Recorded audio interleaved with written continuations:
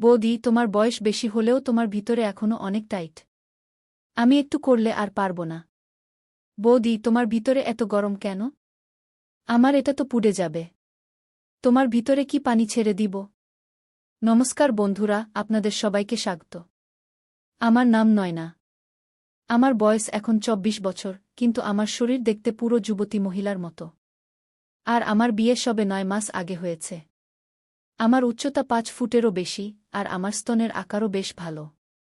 কিন্তু এখন মনে হচ্ছে এই সৌন্দর্য আমার কোনো কাজেই আসছে না। কারণ আমার স্বামীর প্রাইভেট চাকরি অন্য রাজ্যে। তাই বিয়ের পর থেকে তিনি এখনও বাড়ি আসেননি। আমার শ্বশুরবাড়িতে আমার ১৯ বছরের দেওর, আমার শ্বশুরমশাই আর তার মা থাকেন। আমার শাশুড়ি মা ২ বছর আগে মারা গেছেন। তাই আমার স্বামী আমাকে সঙ্গে নিয়ে যাননি, কারণ আমাকে বাড়ি সামলাতে হতো।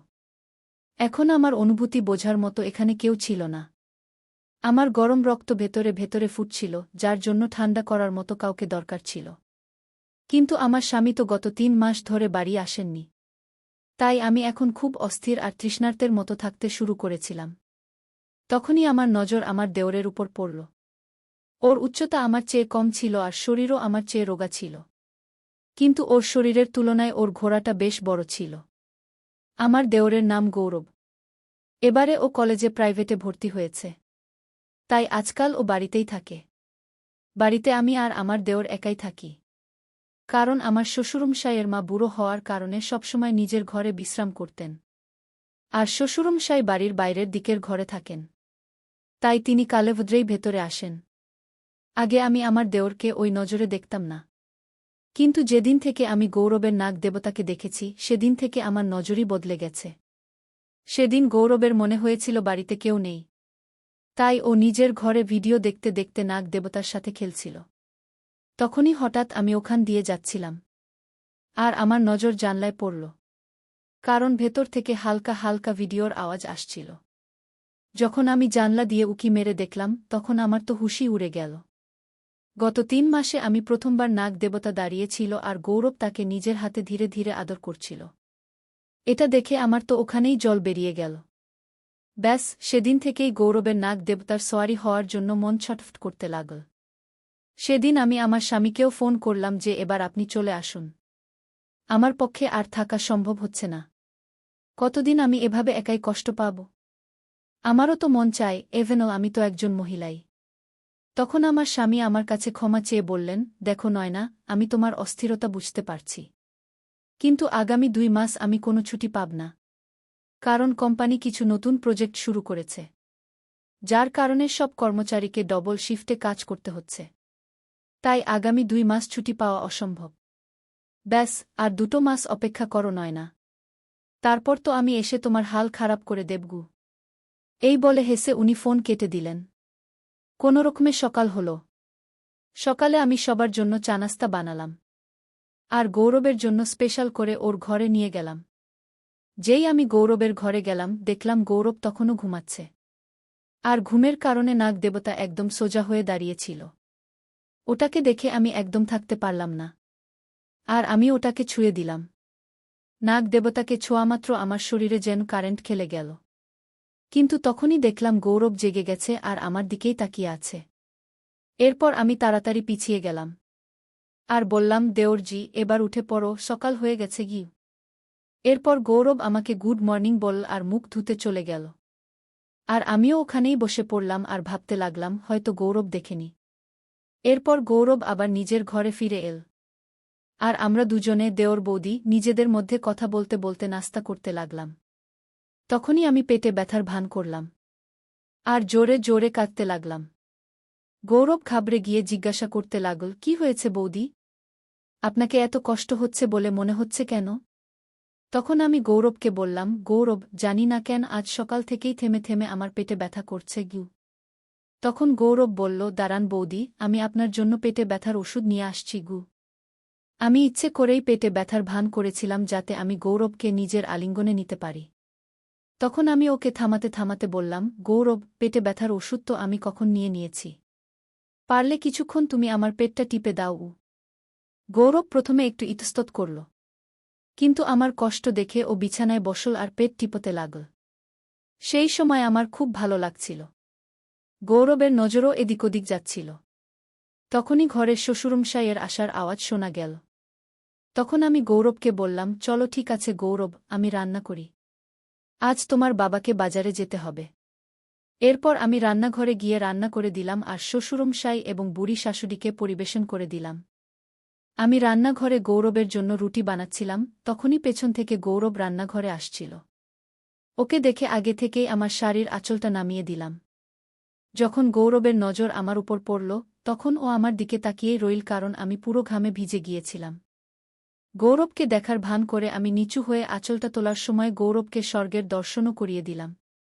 তখনই গৌরব বলল, বৌদি, যদি আপনি বলেন তো আমি আপনাকে পাখা দিয়ে হাওয়া করে দিই। তখনই আমি গৌরবকে একটু ঠাট্টা করে বললাম যে কি আপনার বৌদি এত কষ্ট পাচ্ছে, আর আপনি এখনও শুধু কথাই বলে যাচ্ছেন কি। এরপর গৌরব সেখানেই আমার পাশে বসে পাখা দিয়ে হাওয়া করতে লাগল। ততক্ষণে আমার শ্বশুরমশাই বাজারে চলে গেছিলেন। আমি দাঁড়িয়ে দাঁড়িয়ে রুটি বানাচ্ছিলাম, তখন আমি আবার ইচ্ছে করে আমার শাড়ির আঁচলটা নিচে ফেলে দিলাম আর গৌরবকে বললাম যে আজ আমার শাড়ির পিনটা খুঁজে পাইনি, তাই বারবার পড়ছে। গৌরব, একটু এটা ঠিক করে দাও তো। তখনই গৌরব বলল যে না বৌদি, আমি পারব না, আপনি নিজে করে নিন কি। তখনই আমি বললাম যে গৌরব, আমার হাতে আটা লেগে আছে, তাই বলছি, না হলে আমি নিজেই ঠিক করে নিতাম, পাগল। এরপর গৌরব আঁচল ঠিক করতে লাগল। আঁচল ঠিক করার সময় ও একবারও চোখ তুলে তাকায়নি। গৌরব খুবই ভদ্র ছেলে ছিল, তাই মাঝে মাঝে ভাবতাম যে আমি হয়তো ওর সাথে ভুল করছি। কিন্তু আমার ভেতরের অনুভূতিগুলো এত তীব্র ছিল যে আমার ঠিক ভুলের গান ছিল না।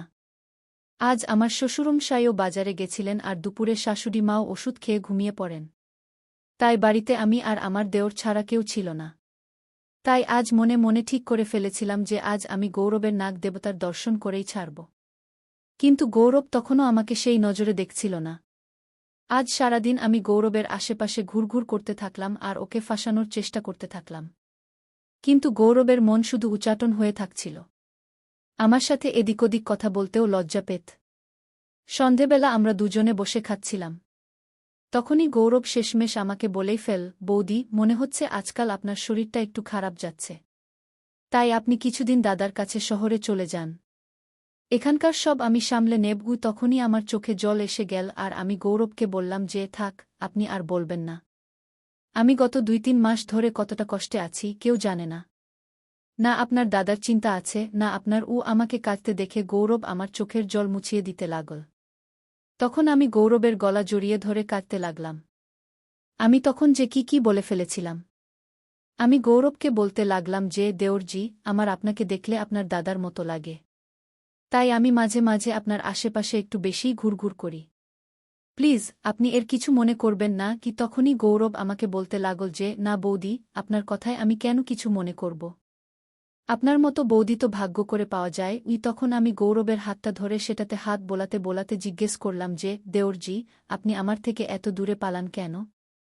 আমাকে কি আপনার ভালো লাগে না, নাকি আমি আপনার গার্লফ্রেন্ডের মতো সুন্দর নই? তখনই গৌরব আমাকে বলল যে না বৌদি, এমন কোনো ব্যাপার নয়। এমনকি আমার তো কোনো গার্লফ্রেন্ডও নেই কি। তখন আমি ওর কোলে মাথা রেখে ওকে বলতে লাগলাম যে তোমার কোনো গার্লফ্রেন্ড নেই তো তুমি আমাকেই বানিয়ে নাও না। কেন এত কষ্ট দিচ্ছ? তুমিও তো তোমার দাদার মতোই, তাই না? না, ও আমার কথা শোনে না তুমি। তখনই গৌরব বলল, তবে বৌদি, আপনি তো আমার বৌদি, আর নিজের বৌদির সাথে এসব করা তো ভুল গো। আজ আমার আবেগপ্রবণ হওয়াটা গৌরবের উপর একটু ভারী পড়েছিল। আর ও আমাকে ওর মনের সব কথা বলতে শুরু করল। ও বলতে লাগল, বৌদি, যখন আমি আপনাকে দেখি আমার শরীরেও যেন কারেন্ট খেলে যায়।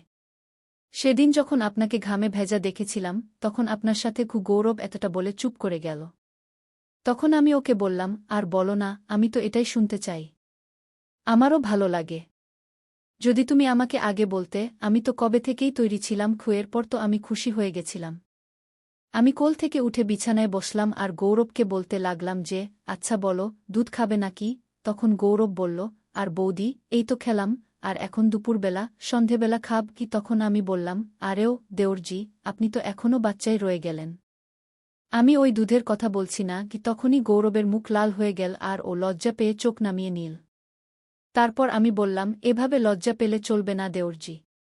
এখন আপনাকেই সব করতে হবে কি? তারপর আমি ওকে জিজ্ঞেস করতে লাগলাম, তুমি কি কখনো কাউকে নাগ দেবতার দর্শন করিয়েছ? তখন ও বলতে লাগল, না বৌদি, আমি এখনও কাউকে নাগ দেবতার দর্শন করাইনি। আমি প্রথমবার কাউকে নাগ দেবতার দর্শন করাচ্ছি। কে এই কথা শুনে তো আমি হাসতে লাগলাম আর তাকে বললাম, চিন্তা করো না তুমি, তোমার আর আমার দুজনেরই খুব মজা আসবে। চলো এবার তাড়াতাড়ি তৈরি হয়ে নাও। ও তখনই হঠাৎ করে ঘরের দরজা বাজল। আমি গৌরবকে বললাম, তুমি একটু দাঁড়াও, আমি দেখে আসি কে।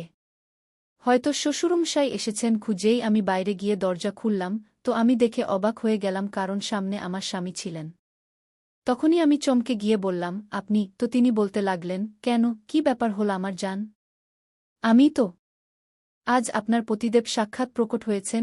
অনিল আমাকে দরজা থেকেই কোলে তুলে নিল আর বলতে লাগল, চলো আজ তোমাকে দিনের বেলায় তারা দেখাই। আজ থেকে পুরো 3 দিন পর্যন্ত আমি তোমাকে শ্বাসও নিতে দেব না। তখনই আমি তাকে বলতে লাগলাম, চলো বাচ্চাদের মতো কাজ ছাড়ো আর এবার নিচে নামাও, গৌরব দেখে ফেলবে। কিন্তু সে মানল না আর সোজা আমাকে নিজের ঘরে নিয়ে গেল। কিছুক্ষণ পর আমি তার জন্য খাবার বেড়ে দিলাম আর সেও ফ্রেশ হয়ে এল। গৌরবও তার সাথে দেখা করল আর আমরা 3 জন দুপুরের খাবার খেলাম। আমি তাকে জিজ্ঞেস করলাম, আপনি তো বলছিলেন যে আগামী 2 মাস পর্যন্ত কোনো ছুটি পাওয়া যাবে না। তাহলে কিভাবে এলেন? তো সে বলতে লাগল, শুধু তোমার জন্যই এসেছি। খাবার খেয়ে আমরা সবাই বিশ্রাম করতে লাগলাম আর বিকেল পর্যন্ত শ্বশুরমশাইও এসে গেলেন। তো সবাই খুব খুশি ছিল। অনিলও তার অনেক কথা শোনাতে লাগল আর রাতে খাবার খেয়ে আমরা ঘুমিয়ে পড়লাম। আমি সেই রাতে অনিলের সাথে অনেক কথা বললাম আর সেও অনেক কথা বলল। কিন্তু সে দিনের বেলায় ক্লান্ত হওয়ার কারণে আধ ঘণ্টাই নিতে পারল। কিন্তু 3 মাস পর সেই আধ ঘণ্টায় আমি স্বর্গের মতো আনন্দ পেলাম। এবার অনিল 5 দিন থাকল আর এই 5 দিনে সে আমার খুব খারাপ অবস্থা করে দিয়েছিল। দেওয়ার পর আমি ঠিকমতো চলতেও পারছিলাম না। সে দিনেও আর রাতেও, ঘরেও আর এমনকি বাথরুমেও নিতে শুরু করেছিল। এই 5 দিন কখন কেটে গেল আমি একদমই বুঝতে পারলাম না। যদিও সে 3 দিনেরই ছুটি নিয়ে এসেছিল, কিন্তু আমি তাকে জোর করে আরও 2 দিন রেখে দিলাম। কারণ এবার কে জানে আবার কবে ফেরা হবে। অনিল এবার ফিরে গিয়েছিল আর আমিও খুব খুশি ছিলাম। এমনকি আমার তো তখনও ঠিকমতো চলা যাচ্ছিল না। কিন্তু এই 5 দিনে আমি গৌরবকে তো ভুলেই গিয়েছিলাম আর আমি তার সাথে বেশি কথাও বলিনি। অনিলের আসার 3য় দিন পর থেকে গৌরবকে ঘরে দেখা যায়নি।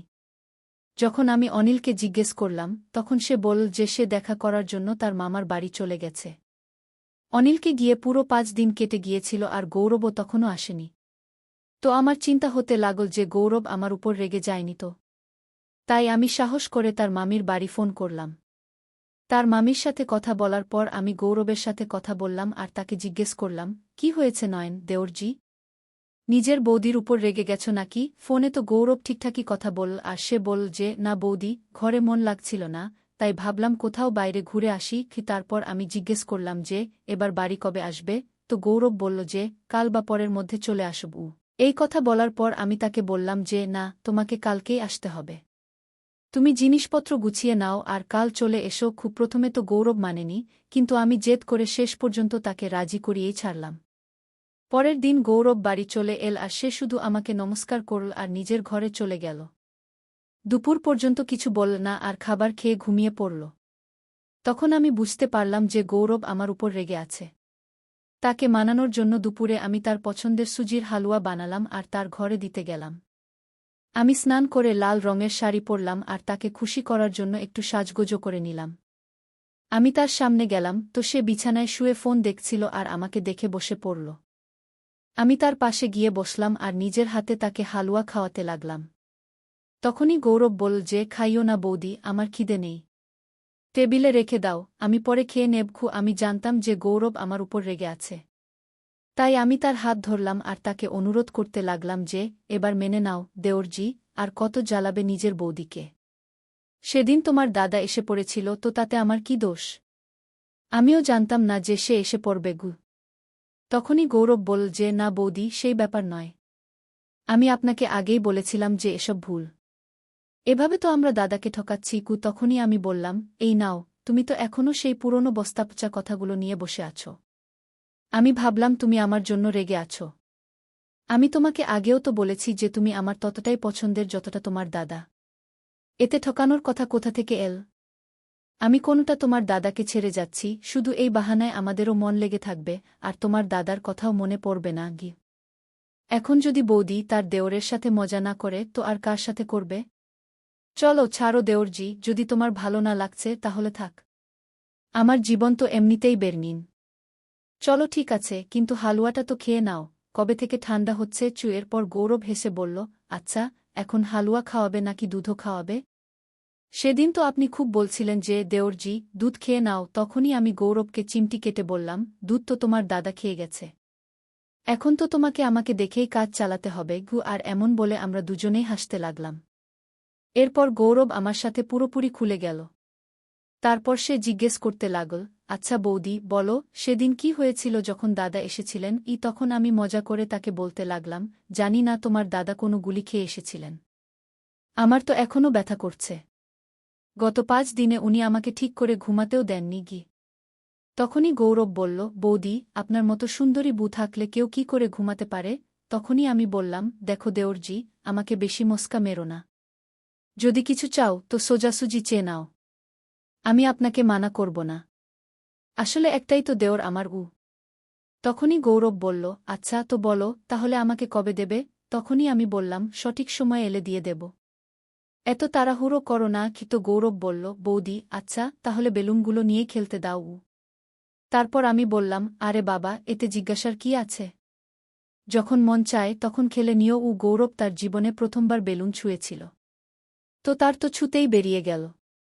আমি গৌরবকে বললাম, কি হলো দেওরজি, কেমন? তো গৌরব লজ্জা পেয়ে বলল, আমার তো বেরিয়ে গেল বৌদি। তখনই আমি হেসে জিজ্ঞেস করলাম, কি বেরিয়ে গেল? তো গৌরব বলল, সেটাই যা বেরোনোর থাকে। খুয়ের পর আমরা দুজনেই জোরে জোরে হাসতে লাগলাম। তখনই আমি বললাম, দেওরজি আপনি তো খুব নরম বেরোলেন।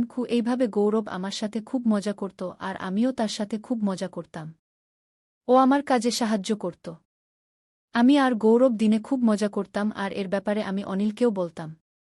তো সেও খুশি হতো যে চলো ভালোই, তোমার মন লেগে আছে কি? গৌরবের দুধ খেতে খুব ভালো লাগত। তো সে দিনের বেলা সবসময় দুধ খাওয়ার জিদ করত। কিন্তু এখনও আমার গৌরবের চোখে খারাপ কিছু দেখা যায়নি। ও খুব সোজাসরল ছিল। আমি যা বলতাম তাই মেনে নিত। এই কারণে আমার ওর উপর খুব আদর আসত। ও সবসময় নেওয়ার কথা বলত।